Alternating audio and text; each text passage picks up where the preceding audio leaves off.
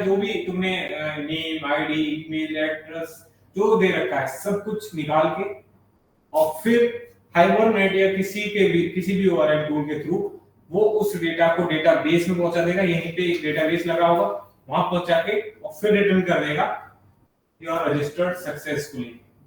एक view return कर देगा। आप तो अगर आपने बनाया किसी पे भी अकाउंट बनाया, गिटहब पे बनाया था, फेसबुक पे बनाया होगा और इंस्टाग्राम पे बनाया होगा, ऐसे मल्टीपल वेबसाइट्स पे जाकर के अकाउंट बनाए होंगे। सबसे पहले साइन अप के लिए पूछा होगा, आपने सारी डिटेल्स फिल की, डिटेल्स फिल करने के बाद सबमिट पे क्लिक किया। जैसे सबमिट पे क्लिक करते हो आपको वेलकम करके लिखा आता है और आपको एक थैंक यू का मैसेज भी देता है। तो थैंक यू का मैसेज वो क्या है, एक व्यू तो मिला तुमको, वो वाला पेज तो हट गया ना, अब नया पेज ओपन हुआ है वेलकम या थैंक यू करके। तो वो हम भी रिटर्न करा सकते हैं, बिल्कुल हम भी वैसे ही करेंगे कि अगर किसी ने सपोज किसी ने साइन अप का रिक्वेस्ट सबमिट किया, वैसे फ्रंट कंट्रोलर उस ऑब्जेक्ट को, उस रिक्वेस्ट को पकड़ेगा, कंट्रोलर से मैप कराएगा। कंट्रोलर क्या करेगा, उस मॉडल ऑब्जेक्ट को एक्सट्रैक्ट करके डेटाबेस में स्टोर कर लेगा, उसके बाद रिटर्न कर देगा एक व्यू थैंक यू वाला। तो वो अलग रिक्वेस्ट है, रिक्वेस्ट के ऊपर वेरी करेगा कि मॉडल ऑब्जेक्ट आ रहा है या नहीं, ठीक है। और अगर ये वाली रिक्वेस्ट है तो इसमें कोई ऑब्जेक्ट थोड़ी ना पास करेगा, मॉडल थोड़ी ना पास करेगा, ठीक है ना। अभी ये एकदम क्लियर होगा क्योंकि इसको डीप में मैंने अगली स्लाइड पे लिख रखा है ना। लेकिन अभी के लिए तुम बस इतना समझ लो, मॉडल किसे कहते हैं, उनका वो ऑब्जेक्ट से सेव बनाना हो या डेटाबेस से ऑब्जेक्ट निकालते हैं, मतलब डेटा को हम कह रहे हैं मॉडल। बेसिकली काम सारा वेबसाइट में किस पे होगा, डेटा पे ना, चाहे वो ऑडियो हो, वीडियो हो, मीम हो, कैसा भी डेटा है तो डेटा है ना। उस डेटा को हम कह रहे हैं मॉडल। कंट्रोलर कौन है, कंट्रोलर कौन है, ये कंट्रोलर क्लासेस होंगी अभी जो हमने यहाँ लिखी थी, तो क्लास थी वो क्या थी, कंट्रोलर क्लास थी। इसके अंदर हमने वो लॉजिक लिख रखा होगा जो रिक्वेस्ट को लेके रिक्वेस्ट एक्सेप्ट करके एक बिजनेस लॉजिक चलाने का काम करेगा, वो होगा कंट्रोलर, जो कंट्रोल कर रहा होगा सर्वर पे बैठा सारे लॉजिक को बैकएंड में। तो बैकएंड का लॉजिक कंट्रोल करने का काम कौन करेगा, कंट्रोलर करेगा। यहाँ पे बैकएंड स्टार्ट हो जाता है, हम यहीं पे कोड करेंगे। हाँ हम सारा कोड इधर ही करेंगे और एट द एंड जब हमारा सारा लॉजिक चल जाया करेगा तो एट द एंड हम रिटर्न करते हैं एक व्यू। किसी की रिक्वेस्ट आएगी तो आप उसको रिस्पांस दोगे ना, तो रिस्पांस में क्या मिलता है, व्यू ही तो मिलता है। तो व्यू व्यू आप सीधा सीधा समझ लो HTML या JSP, तो सर क्या है JSP या JSON। तुम JSP यूज करेंगे वहां पे सर JSP ओके। JSPN जो जावास्क्रिप्ट टैग लाइब्रेरी है, स्प्रिंग की एक टैग लाइब्रेरी है, वैसे ही काम करती है जैसे आपकी JSP करती है या HTML में आप बनाते हो ना, टैग्स होते हैं, हेडिंग टैग्स, हेडिंग टैग हो गया, 50 टैग हैं HTML में, वैसे ही स्प्रिंग वाले भी अपनी टैग लाइब्रेरी देते हैं, उनके पास भी है। तो JSP यूज करेंगे, हम JSP यूज करेंगे, टैग लाइब्रेरी भी यूज कर सकते हैं, जो मन करे वो यूज कर सकते हैं, इसमें क्या है, ठीक है। अच्छा मल्टीपल है, आप कोई भी यूज करो, हम JSP यूज कर लेंगे, JSPL तो ये काइंडली फॉर द ये भी यूज कर रहे हैं, आगे चल के स्प्रिंग बूट में सुनने को मिल जाता है, ठीक है।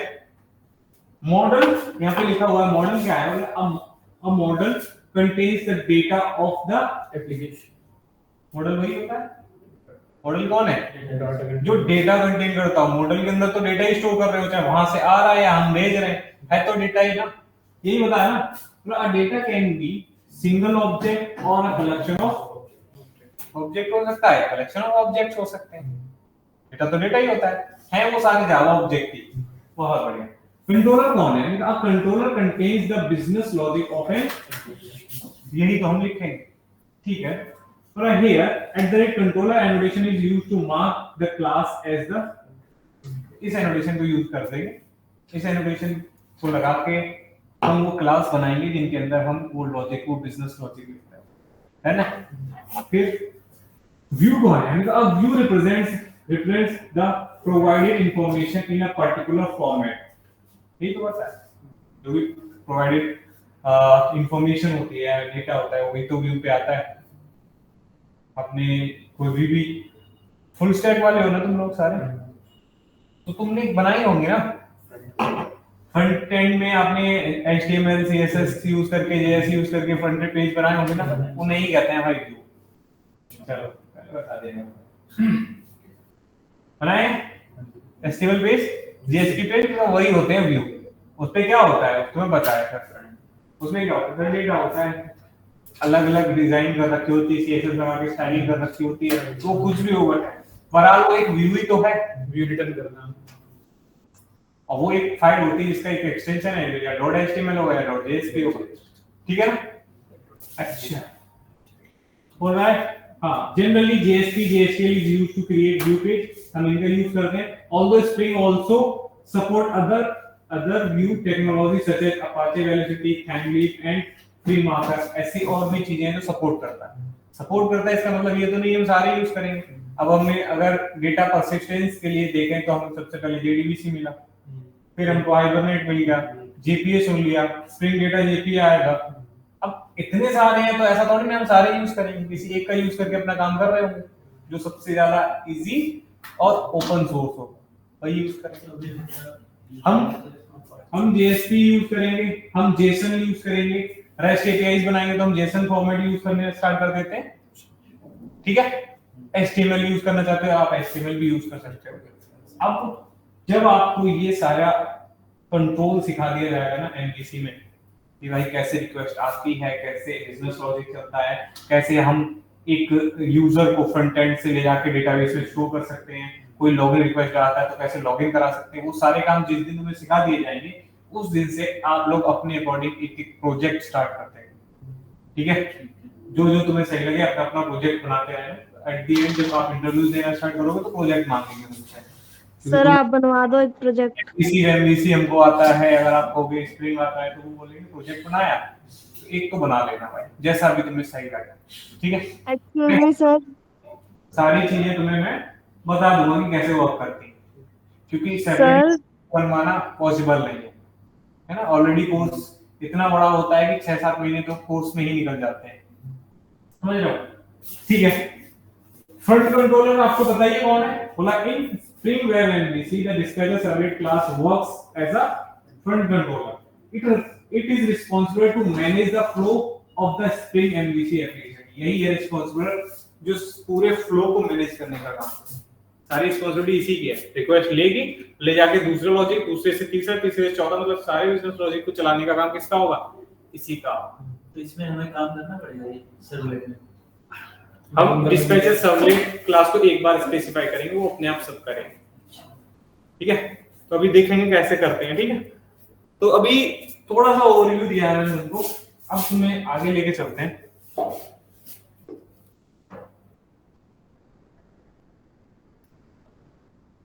यहाँ स्प्रिंग MVC आते हैं, ये फिगर है जो तुम्हें सिखा देगा MVC काम क्या करता है, कैसे करता है। इस फिगर में सब कुछ है, ठीक। अब स्टार्ट करते हैं, और हर एक स्टेप के बारे में मैंने वहां पे नोट्स भी लिखे हुए हैं पॉइंट वाइज, ठीक है। आपको क्लियर भी हो जाएगा, अगर आपको थ्योरेटिकली पता करना है तो वहां, और एग्जीक्यूशन समझना है तो ये आता है, दोनों ही समझेंगे, ठीक है। करते हैं।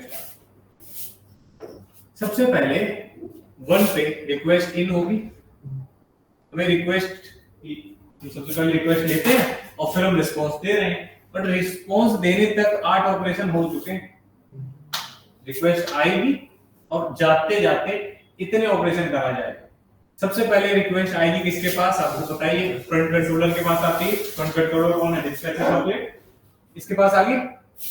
अब इसका काम क्या है, स्टेप 2 पे ये क्या कर रहा है, ये कह रहा है कि मैं एक हैंडलर मैपिंग नाम का बंदा है, हैंडलर मैपिंग जो मैपिंग हैंडल करता है, एक ऐसा बंदा है जिसको मैं वो रिक्वेस्ट दूंगा और उससे बोलूंगा कि चूज करके आओ पर्टिकुलर हैंडलर कहां, कंट्रोलर क्लासेस में जाके सर्च करो कि क्या /movies वाला कोई बंदा, कोई मेथड है जिसपे रिक्वेस्ट मैपिंग /movies लिखा हो, वो वाला URI कोई लेता है क्या? अगर लेता है तो हैंडलर मैपिंग उससे मैप करके इन्फॉर्म करने आएगा वापस किसको, डिस्पैचर सर्वलेट। तो लिखा सबसे पहले रिक्वेस्ट आई डिस्पैच सर्वलेट के पास, कंट्रोलर के पास। इसने हैंडलर मैपिंग से बोला जाके मैप कर दो उस पर्टिकुलर मेथड को जो जिससे ये यूआरआई मैच होती है। अगर वो मैच हो गई तो फिर अब ये बोलेगा हैंडलर एडाप्टर से कि भाई जाओ तुम कंट्रोलर के पास जाओ, वहां एक ऐसा नाम का मेथड होगा जिसे तुम्हें कॉल करना है। उस मेथड को जब आप कॉल कर रहे होते हो ना, अभी मैं बहुत शॉर्ट में बता रहा हूँ, अभी एक चीज को डीप में पढ़ रहा हूँ, ठीक है। हाँ, हैंडलर एडाप्टर क्या करेगा, उस पर्टिकुलर कंट्रोलर के मेथड को कॉल करने चला जाएगा। उस कंट्रोलर के साथ में कई चीजें वर्क कर रही होती हैं क्योंकि प्रोग्राम जावा का स्टार्ट वहीं से होगा। अब स्टार्ट हुआ है अभी तो बिजनेस लॉजिक चलेगा, डेटाबेस लॉजिक चल सकता है, पूरा ही एप्लीकेशन अगर हमने बनाया तो सब कुछ होगा ना हमारे एप्लीकेशन में। तो यहाँ पे आप देख रहे हो डेटाबेस भी है। अब डेटाबेस को हम डाउ लेयर में रिप्रेजेंट करते हैं ना, और डाउ को स्टीरियोटाइप एनोटेशन लिखवाई थी मैंने, @configuration था, @controller, @service, @repository। याद है या नहीं? नहीं है तो आप देख लेना, उसमें जाके 4 थी ना कंपोनेंट की चाइल्ड एनोटेशंस, 4 थी। कॉन्फ़िगरेशन वाली तो कॉन्फ़िगरेशन के टर्म्स में यूज होती है, वो हम कर चुके हैं। अब बची थी 3 जो मैंने बोला था हम यूज करेंगे एमवीसी में। पहली @controller, दूसरी @service, तीसरी @repository। तो @controller हम क्लासेस के ऊपर लगाते हैं, ये एनोटेशन का यूज उन क्लासेस पे करते हैं जो कंट्रोलर क्लास होती है जो रिक्वेस्ट एक्सेप्ट करते हैं। @service उनका जो सर्विस लॉजिक, बिजनेस लॉजिक जो सारी सर्विसेज को रन करता हो, बिजनेस लॉजिक हम सर्विस लेयर में लिखते हैं। तो एक अलग पैकेज बनेगा, उसमें एक अलग क्लास बनी होगी जिसके ऊपर लग रहा होता है @service। जैसे अब आपको एग्जांपल ले, व्यू वाली क्लास कौन सी रहेगी सर? कंट्रोलर ही। हाँ, रिटर्न वो कंट्रोलर ही करेगा। अब आप एक मेथड से दूसरे से तीसरा कॉल कर दो, बट वो मेथड एट द एंड कुछ रिटर्न भी तो कर रहे होते हैं, तो रिटर्न टाइप पे ही डिपेंड करेगा कि व्यू क्या देने वाला है, ठीक है।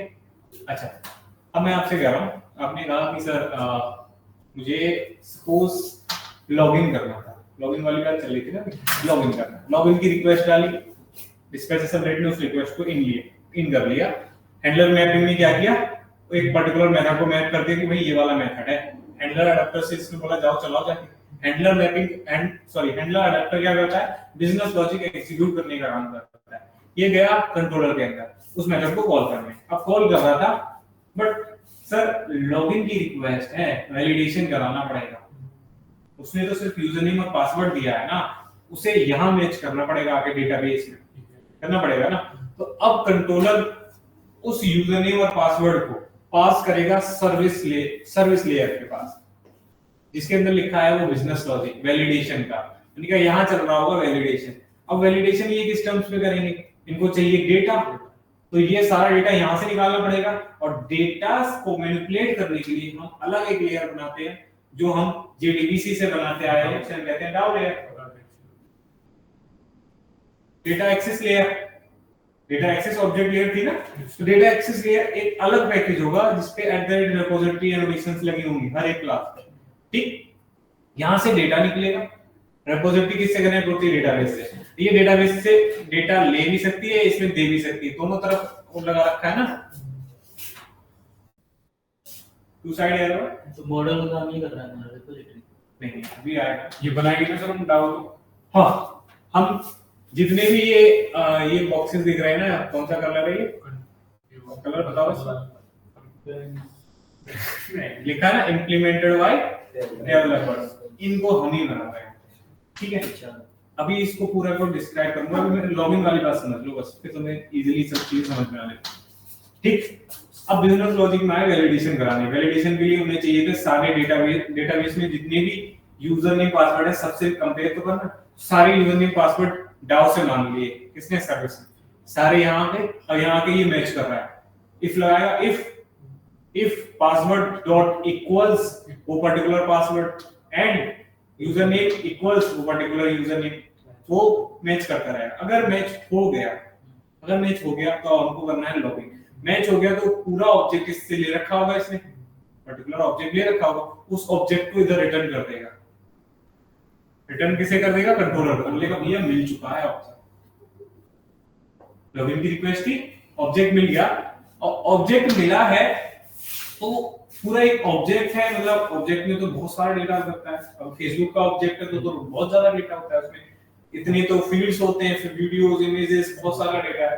देखा वो सारा एक ऑब्जेक्ट है, उस एक ऑब्जेक्ट को ये क्या करेंगे, मॉडल के अंदर सेट कर देंगे।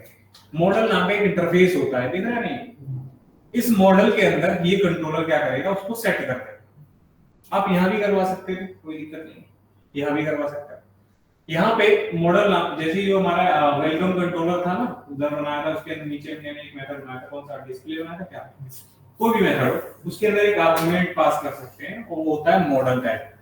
मॉडल का एक मेथड होता है ऐड एट्रीब्यूट। ऐड एट्रीब्यूट्स में हम की वैल्यू पेयर में डेटा रख सकते हैं।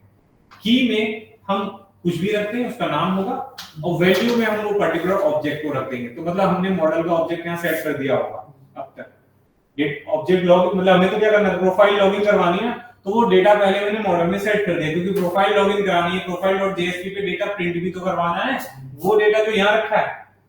अब सिर्फ प्रोफाइल.जेएसपी का रिटर्न कर दोगे तो सिर्फ प्रिंट पेज आएगा, उस पे ना, उस पे वो जो हमने डिजाइनिंग कर रखी होगी, HTML CSS में बॉक्सेस बना रहे होते हैं ना, प्रोफाइल के लिए एक आपने सर्कल बना रखा है, वो सर्कल तो दिखेगा, उसमें इमेज नहीं आएगी, स्टैटिक इमेज नहीं आएगी सर। उसके अंदर फोटोज का सेक्शन होगा बट फोटो नहीं होंगी, वीडियोस का सेक्शन होगा, वीडियोस नहीं होंगी।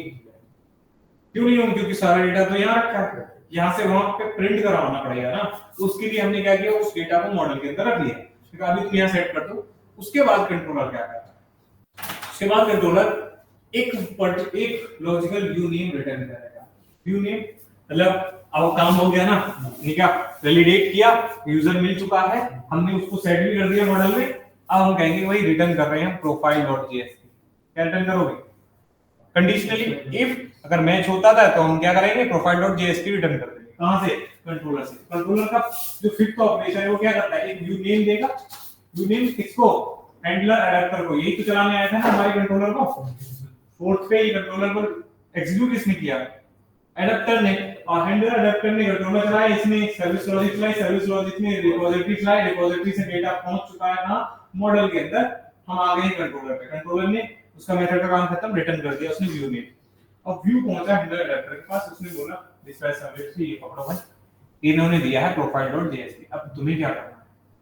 तो हमने तो सिर्फ प्रोफाइल.जेएसपी रिटर्न किया। अब प्रोफाइल.जेएसपी ना किसी सॉरी चलो जेएसपी भी अगर मैंने कहा प्रोफाइल.जेएसपी किसी न किसी फोल्डर के अंदर रखा हो, ऐसा तो नहीं कहीं भी फेंक दोगे। एक डायरेक्टरी है प्रॉपर कि सर वेब ऐप नाम का फोल्डर होता है, उसके अंदर वेब आईएनएफ होता है। वेब आईएनएफ के अंदर जिस टाइप का आपका फ्रंट पेज है, जेएसपी वाले तो जेएसपी एक फोल्डर बनाओ, उसके अंदर सारे जेएसपी पेज रखोगे। 50 100 200 पेज हो सकते हैं, तो ऐसे कहीं भी तो नहीं डाल सकते, पर्टिकुलर फोल्डर में रखते हैं। तो उस फोल्डर का पाथ भी बताना पड़ेगा, तभी तो जाके वो प्रिंट होगा। पाथ अगर गलत हुआ तो थोड़ी ना वो चल पाएगा। हाँ, तो देखा हमने, इन्होंने कहा कि हैंडलर एडेप्टर ने पकड़ा दिया डिस्प्ले सर्वर को, वही ये प्रोफाइल.जेएसपी। अब ये क्या करेगा, ये 6 पे क्या कर रहा है, व्यू रिजॉल्वर नाम का एक क्लास है, एक बंदा है जिसको बोल रहा है इस व्यू को रिजॉल्व करो। व्यू रिजॉल्वर का काम क्या होता है? क्योंकि व्यू रिजॉल्वर का काम होता है प्रीफिक्स और सफिक्स ऐड करना।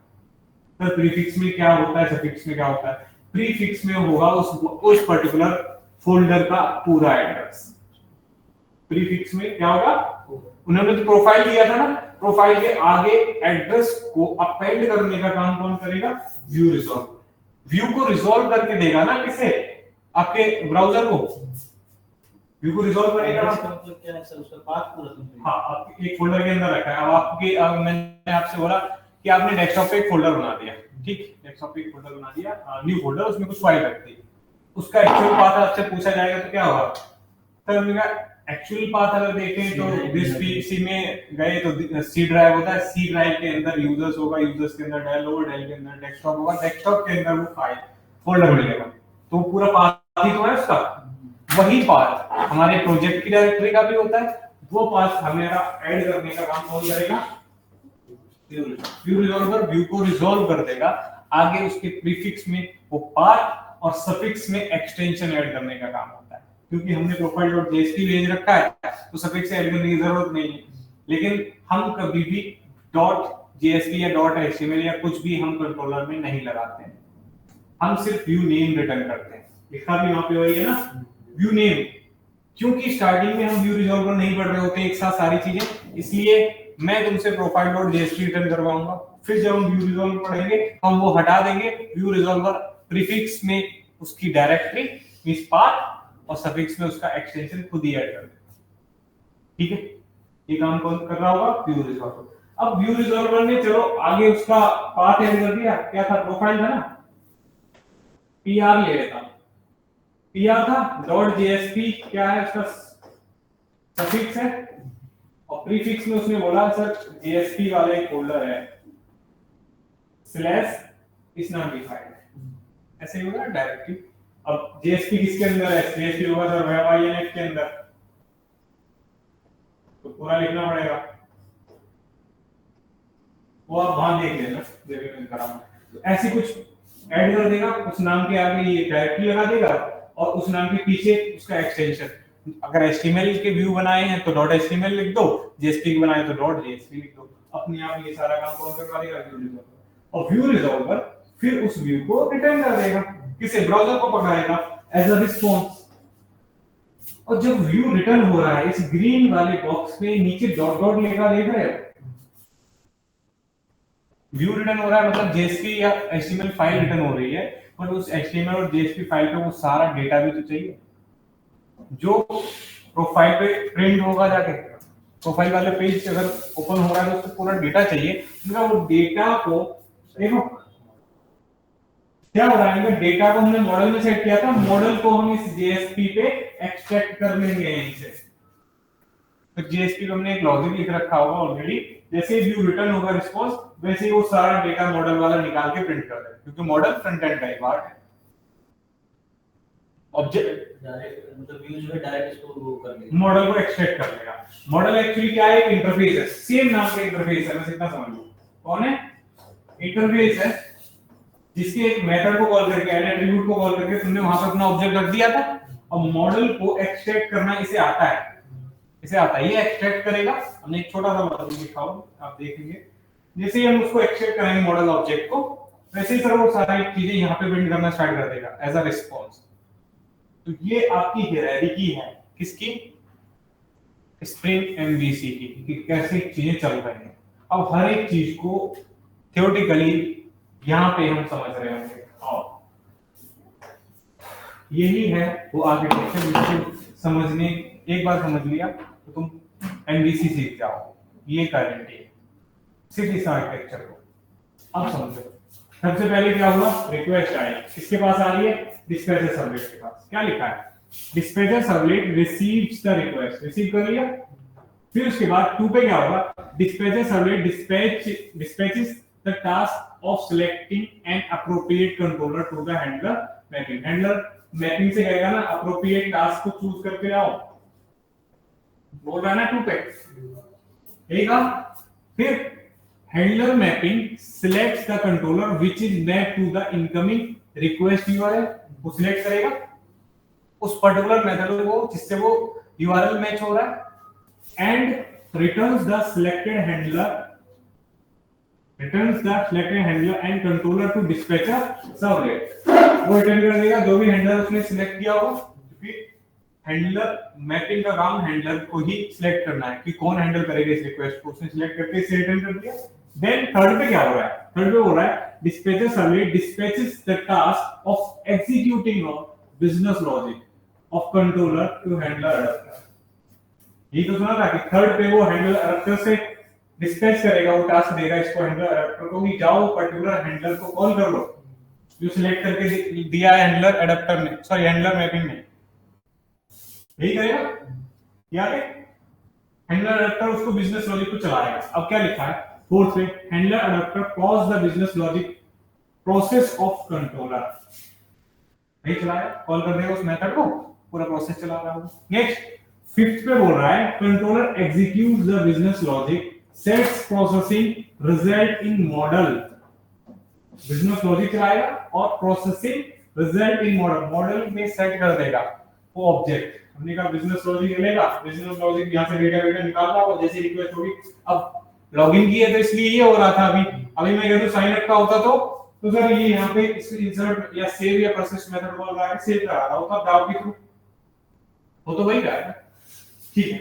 तो इसका नाम चलेगा बिजनेस लॉजिक चलेगा। बिजनेस लॉजिक के बाद and returns the logical name of view to handler adapter.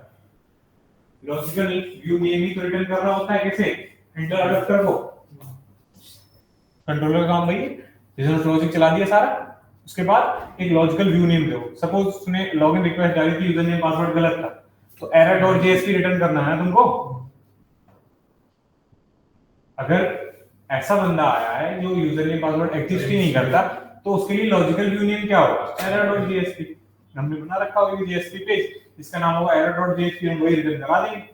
हम लिख देंगे एरर, रिटर्न करवाएंगे एरर, प्रीफिक्स सफिक्स ऐड करने का काम किसी और बंदे का है, वो हम नहीं करेंगे, ठीक। आगे आए बोला फिर 6 पे क्या हो रहा है, 6 वाला ऑपरेशन ये रहा। बोला dispatcher sublet dispatches the task of resolving the view correspond to the view name to view resolver। View को रिजॉल्व करने वाली रिस्पांसिबिलिटी आप किसको दे रहा है, वो व्यू रिजॉल्वर को। बोला भाई अब तुम्हारा काम आ गया, क्या करना है तुमको, इनका व्यू को रिजॉल्व करके बताओ कहां रखा है और क्या है इसका एक्सटेंशन। इनका रखा है वेब INF के अंदर, JSP फोल्डर के अंदर, और उन सारी फाइल्स वो बनी है वो .jsp फाइल है। तो सफिक्स प्री मतलब पहले होता है, सबको पता होगा, प्रीफिक्स। दो चीजें बतानी है यार, ये कितना गंदा हो गया, चिपक जाता है।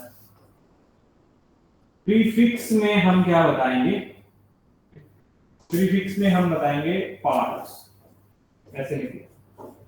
सफिक्स में बता रहे होते हैं एक्सटेंशन। मैं .jsp लिख देता हूं, एक्सटेंशन नहीं लिखूंगा। ये दो चीजें कौन, ये दोनों चीजें लगाने का काम कौन करेगा, व्यू रिजॉल्वर। तो इंटरनल रिसोर्स व्यू रिजॉल्वर नाम की एक्चुअली क्लास ही मिल जाएगी तुमको, ठीक है, जो ये काम करवाएगा। हमें वो नहीं करना, हमें बस स्पेसिफाई करते हैं ना, इस क्लास को बोलते हैं भाई तुम ये करते रहना। अब जिस फोल्डर के अंदर रखोगे वो पास तो तुम नहीं बताओगे ना इसको, व्यू रिजॉल्वर को। हम इसको बोल देंगे भैया ये है फोल्डर, ये है उसकी डायरेक्टरी और ये है एक्सटेंशन, बाकी तुम अपना देख लेना, वो खुद देखता रहेगा। नेक्स्ट इसके बाद क्या होता है, ये view resolver returns the view map to the view name. Return करेगा व्यू को, दोनों चीजें ऐड कर देगा, प्रीफिक्स सफिक्स ऐड करके रिटर्न कर देगा। रिटर्न कर दिया उसने। अब क्या होगा, हमने कहा अभी तो काम बाकी है। बोला dispatcher sublet dispatches the rendering process to the return view। अभी रेंडरिंग प्रोसेस चलेगा ना, डेटा भी तो रेंडर करके लाना है, ये चल रहा है ना रेंडरिंग प्रोसेस, मॉडल से डेटा भी तो निकालना है, और वो लॉजिक लिखा होता है JSP के ऊपर। हमने JSP क्या करेगा, रेंडर कर लेगा सारा data. Then view renders model data and returns the, जब डेटा रेंडर कर लेगा ना तब आपके ब्राउज़र पे ले जाके वो प्रिंट कर देगा, ये लो भैया तुम्हारा डेटा। व्यू का काम क्या है, व्यू रेंडर कर रहा है मॉडल का डेटा, व्यू कौन है, .jsp, JSP पे हम लिख सकते हैं ना लॉजिक, सारा डेटा एक्सट्रैक्ट करा लिया, रेंडर कर लिया, अब क्या था, model data and returns the response. फिर हम रिस्पांस रिटर्न कर रहे हैं। क्लियर है बात, समझ पा रहे हो कैसे चल रहा है ये प्रोसेस। हर एक लाइन का मीनिंग तुम्हें समझ में आ जाएगा अगर दोनों चीजों को साथ के साथ समझते चलो, ठीक है। अब सर ये हमें कैसे याद रहेगा, कैसे समझ में आएगा, उसके लिए भाई कॉपी पेन उठाओगे, क्योंकि अभी मेरा गला भी दुख गया, 5 मिनट मुझे भी रेस्ट मिलेगा। कॉपी पेन उठाओ, इस पूरे आर्किटेक्चर को तुम अभी बना दो। ये आर्किटेक्चर बहुत बड़ा नहीं है, इसको अभी बनाओगे। यहाँ पे देख रहे हो कुछ बॉक्सेस दिख रहे हैं, क्या लिखा है, इम्प्लीमेंटेड बाय डेवलपर्स। जितने भी ये वाले बॉक्सेस हैं, हम इसको कौन सा कलर मान लें भाई, पर्पल, ठीक है। पर्पल कलर वाले जितने भी बॉक्सेस हैं ये डेवलपर्स बनाता है। फिर सर ब्लू कलर के जो बॉक्सेस हैं वो प्रोवाइडेड बाय स्प्रिंग सोर्स, मतलब स्प्रिंग प्रोवाइड करेगा। Dispatcher sublet, handler mapping, handler adapter, view resolver, ये सब क्या है, क्लासेस है ना। ये क्या इंटरफेसेस है ना, क्लास और इंटरफेस कौन देगा, स्प्रिंग दे देगा। उसके बाद क्या, हाँ, और लास्ट में क्या है उनका, provided by source some time implemented by developer. तो ग्रीन कलर है, ये क्या है, व्यू।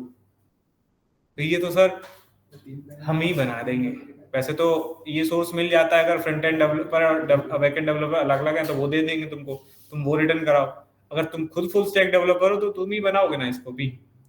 इसमें HTML का कोड होता है। HTML और JS बात एक ही है, ठीक है। अब बना दो भाई इसको, और एक बार अभी बना दो इधर, अभी बना लोगे तो अभी तुम्हें पूरा प्रोसेस याद हो जाएगा, तब फिर मैं तुम्हें सीधा कोड करवा दूंगा। और फिर आपको घर जाके कम से कम 2 बार और बनाना है इसी को, 2 पेज ही तो खराब होंगे और पूरे का पूरा प्रोसेस समझ जाओगे। लेकिन ऑर्डर में बनाना है, ऐसा नहीं है कि तुम सारे बॉक्सेस पहले बना लो बाद में उनमें नाम लिख दो। उस ऑर्डर में बनाओगे तभी तो तुम्हें फ्लो याद रहेगा कैसे कैसे चलता है प्रोसेस। तो पूरी रिक्वेस्ट के 8 प्रोसेस अगर तुमको याद हो गए ना, प्रोसेस तो 8 है बट उसके अंदर 3-4 और चीजें भी तो हैं ना। 4th पे controller, service logic, repository, database, ये सब चल जाता है ना। तो ये सारी चीजें तुम्हें याद हो जानी चाहिए। अगर ये याद है तो तुम सर्वलेट MVC के किसी भी प्रोजेक्ट में फंसोगे नहीं, तो खुद तो पता होगा कहाँ हम फंस रहे हैं, क्योंकि बहुत एक्सेप्शंस आएंगे भाई। अब एक्सेप्शन आना स्टार्ट होंगे। हाइबरनेट में थोड़े बहुत होते हैं, स्प्रिंग में फिर थोड़े से बढ़ते हैं, और स्प्रिंग MVC में फिर अत हो जाती है। थोड़ा सा अगर समझदारी से चलोगे तो नहीं आएंगे, ये भी है। एक्सक्यूज मी सर, हाँ बोलो। लास्ट वीकेंड आपने कुछ इंस्टॉल करने के लिए दिया था, वो क्या था? अच्छा, वो टॉमकैट इंस्टॉल कर लेना, अपाचे टॉमकैट। ठीक है। सर्वर इंस्टॉल करने बोला था, कर नहीं करोगे तो चलेगा नहीं प्रोग्राम, है ना, क्योंकि अब सर्वर पे ही चला करेगा।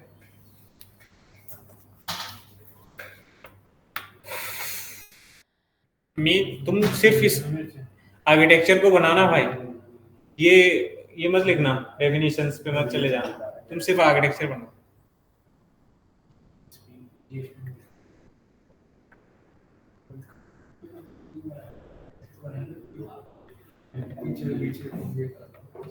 इसका क्या बेनिफिट होता है, क्या नाम है तुम्हारा, क्या नाम है? ये पेन के मतलब इसका क्या कुछ बेनिफिट होता है? इस बाइक पे वो नहीं पड़ता, मतलब ब्लैक हो जाती है इसकी बाइक। अच्छा, धूप की वजह से जो, ओके मुझे पता है। हाँ मैं तो फुल शर्ट पहन के आता हूँ। वैसे दूर से देखो तो ऐसा लग रहा है टैटू बन रहा है।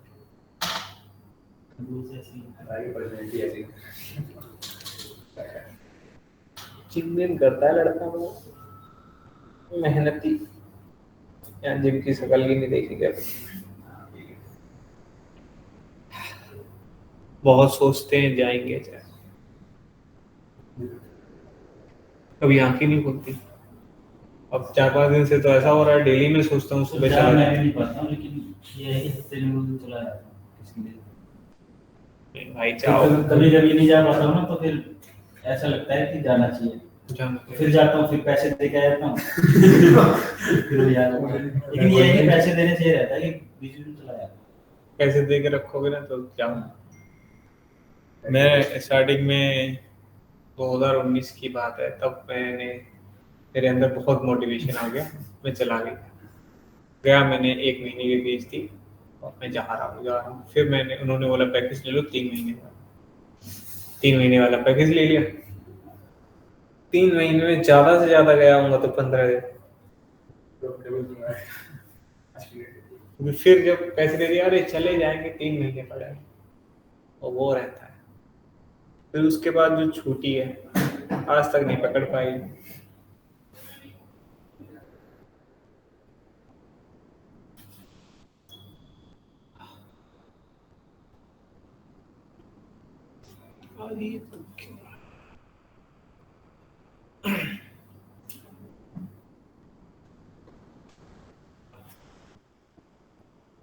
प्रोफेसर या ट्रेनर होते हैं ना, उनका सबसे पहले वोकल का प्रॉब्लम आता है, आवाज ही चली जाती है।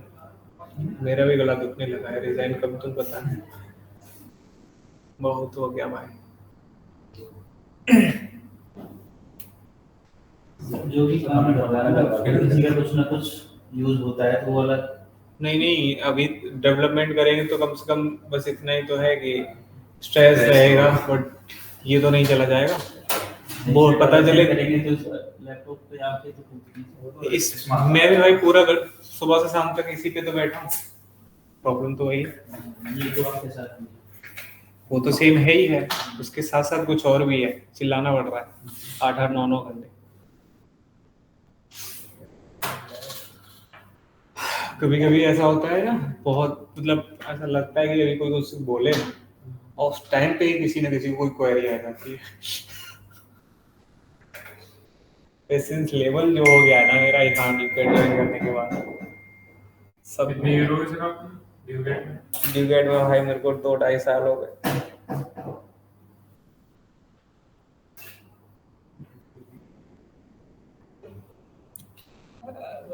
तो इतना कुछ भी नहीं है, बस वही है, प्रैक्टिस में रहेगा तो ध्यान रहती है, प्रैक्टिस में नहीं रहेगा तो ध्यान नहीं रहती। सेम टाइम किसी को भी सब कुछ याद नहीं रह सकता, तुमको भी नहीं रहेगा। तभी तो ये कर पा रहा हूँ। अगर मैं भी अगर 6 महीने का भी रेस्ट लेके फिर आऊँ दोबारा पढ़ाने, तो मुझे दोबारा रिवीजन करना पड़ेगा, तब पढ़ा पाऊँ। तो कोई स्पेशल शक्तियां लेके नहीं आया होता है, सब वही है जो हम हैं।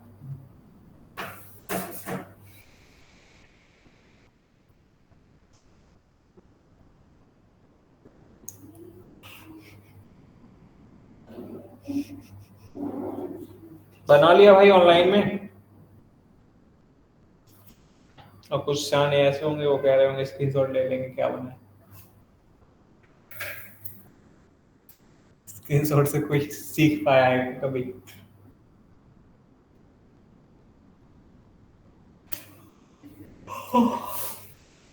इसके बाद मैं अभी प्रोजेक्ट बनवाऊंगा, तो तुम देखते रहना, जहाँ पे समझ में ना आए वहाँ टोक देना, ठीक है?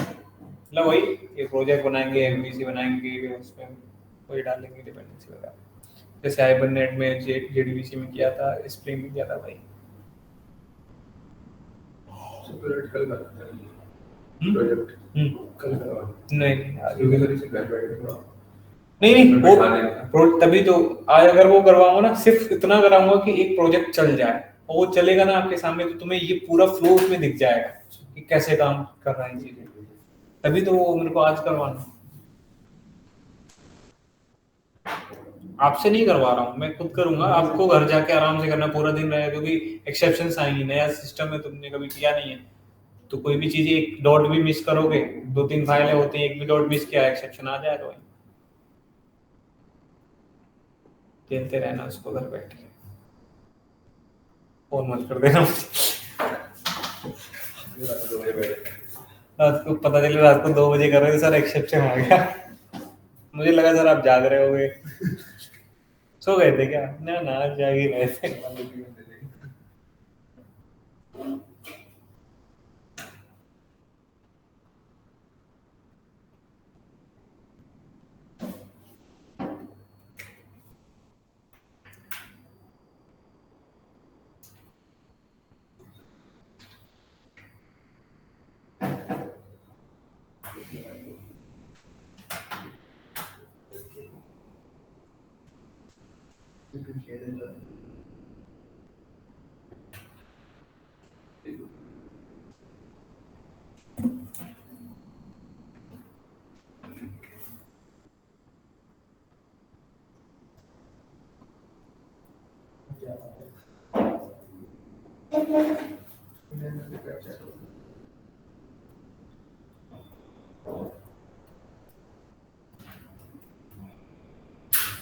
ये हैंडलर मैपिंग इसका रिस्पांस वापस बैक करता है ना, डिस्पैचर सर्वर दोनों तरफ एरो होना चाहिए। एरो दोनों तरफ होना चाहिए। क्या क्या? ये हैंडलर जो है, हैंडल मैपिंग कंट्रोलर पहले फाइंड करता है, फिर उसके बाद वापस इस ये डिस्पैचर सर्वलेट को बताता है ना, फिर ये इसको बोलता है हैंडलर एडिटर को कि उसे आप कॉल करो। देखो हैंडलर मैपिंग अगर कोई क्लास है तो उसका कोई पर्टिकुलर मेथड ही वर्क करता होगा, तो डिस्पैचर सर्वलेट का काम है उससे कह देना, वो मेथड कॉल होके वापस कॉल अपने आप ही किसके पास आएगा? हैंडलर सॉरी डिस्पैचर सर्वलेट के पास ही आएगा ना, वो उसने फिर नेक्स्ट लाइन में किसको बोल रखा होगा, कॉल करा रखा होगा डिस्पैचर हैंडलर एडाप्टर को, तो at the end handler adapter सारे काम खत्म करके कहाँ आएगा कॉल? अच्छा हाँ, ये ऑब्जेक्ट बना के इसको कॉल करेगा तो एट द एंड ये है क्या, जावा क्लासेस ना, वैसे ही काम करेंगे। तो एरो पे मत जाओ, फोकस करो उस बात पे जो तुम्हें बताई गई। एरो में क्या रखा है? एरो तो वैसे भी सस्ता ब्रांड है। अच्छा, तुम जारा टाइप वाले आदमी हो, एरो उस पे जा रहे हो, क्या फायदा? हो गया भाई सबका ऑनलाइन में? सर एक बार फ्लो वो करना शॉर्ट फॉर्म में क्या इसका प्रोसेस, क्या इसका करना? प्रोसेस जरा एक बार शॉर्ट फॉर्म में बता देना, जरा रिपीट कर देना। इसका मॉडल व्यू कंट्रोलर का शॉर्ट फॉर्म मॉडल मतलब जितना इसमें प्रोसेस बताया ना आपने उसका शॉर्ट फॉर्म में बता दो कि पहले स्टेप में ये था, पहले दूसरे स्टेप में ये था, ये कहना चाह रहा हूँ। अच्छा ठीक है, पहले दूसरे स्टेप की अगर बात कर रहे हो तो देखो ठीक से, यहाँ पे 1 लिखा है ना, ये पहला स्टेप है, रिक्वेस्ट आया। 2 लिखा है, अच्छा डिस्पैच सर्वलेट से हम हैंडलर मैपिंग पे जाते हैं, हैंडलर मैपिंग चूज करता है उस पर्टिकुलर हैंडलर को, वो हैंडलर किसे हैंड ओवर कर देता है, डिस्पैच सर्वलेट को। डिस्पैच सर्वलेट क्या करता है, थर्ड ऑपरेशन करता है, हैंडलर अडेप्टर को बोलता है जाओ बिजनेस लॉजिक चलाने। यहाँ पे लिखा है ना, कहाँ गया? Dispatch servlet dispatches the task of executing of business logic of controller to handler adapter. Handler adapter से बोल रहा है business logic चला दो कंट्रोलर का जाके, तो ये फोर्थ पे जाके कंट्रोलर का लॉजिक चलाता है। यहाँ आपका ये पूरा लॉजिक चलने के बाद कंट्रोलर जो फिफ्थ पे काम करेगा वो क्या करेगा, एक व्यू नेम दे देगा। व्यू नेम किसे मिलेगा, हैंडलर अडेप्टर को। ये किसको पकड़ा देगा, डिस्पैचर सर्वलेट को। अब डिस्पैचर सर्वलेट का नेक्स्ट टास्क होगा क्या, कि व्यू रिजॉल्वर से बोलेगा भाई तुम इसको रिजॉल्व कर दो, इसमें प्रीफिक्स और सफिक्स ऐड करो, मतलब इसका फोल्डर का नाम और इसकी एक्सटेंशन ऐड करके रिटर्न कर दो व्यू। तो ये काम करेगा, रिजॉल्व करके आपको दोनों चीजें ऐड करके प्रीफिक्स सफिक्स लगा के डिस्पैच सर्वलेट को पकड़ाएगा, ये उसको एज अ व्यू रिटर्न करवा देगा। और यहाँ पे वो रेंडरिंग प्रोसेस चलता है, ये यहाँ लिखा हुआ है आपको, view renders model data and returns the response. ये मॉडल में जो डेटा तुम सेट कर रहे होते बिजनेस लॉजिक चलाते टाइम, वही वाला डेटा। ठीक है, ये 2 बार बताया था मैंने वैसे, है ना, डेफिनेशन के साथ भी ठीक है बताया। सर, कोई बात नहीं, थैंक यू सर, 3 बार हो गया और अच्छे से हो जाएगा। अच्छा चलो, तुम्हारा हो जाए बस भगवान की कृपा से, हम भी यही चाहते हैं। ठीक है चलो, अब यही करते हैं, चलो जिस ऑर्डर में लिखा है इस ऑर्डर में एक बार प्रोग्राम को चला के। ठीक, आपको क्या करना है, आपको यहाँ आना है, यहाँ पे आके फाइल पे चलेंगे और सबसे पहले एक प्रोजेक्ट बनाया जाएगा भाई। इस बार